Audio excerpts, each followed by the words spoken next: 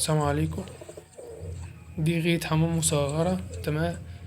حجم غاية الحمام مقارنة بحجم ايدي، حجمها صغير، تمام.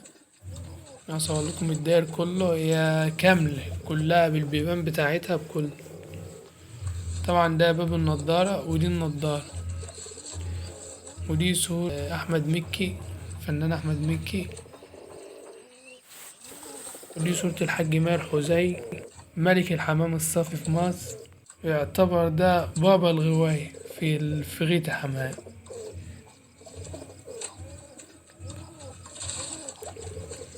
ده طبعا الداير اللي مش فاهم معنى كلمة داير، طبعا اللي فاهميني غواية الحمام. الداير ده يعني جنب الغاية، الجناب بتاعت الغاية اللي كلها يعني متحوطة ببيبان.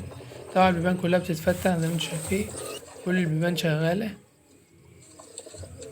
تمام. البيبان كلها شغالة زي ما انت شايف، تمام. حتى الطواجن، حاطط الطواجن في كل باب، هي ناقصها الحمام بس. ده الدايرة اهو، بيبان شغالة زي ما انت شايف، باب تاني، تالت، رابع، بيبانها كلها شغالة. متاح تنفيذ برضو لو حد حابب ينفذ منها، متاح تنفيذ للي حابب ينفذ مثلا غاية مصغرة أو أي شيء تاني برضو بنفذه. بيبان شغالة اهي. والطواجن جوه، الطواجن اللي احنا بنكلفه فيها الحمام أو بنأكله فيها الحمام.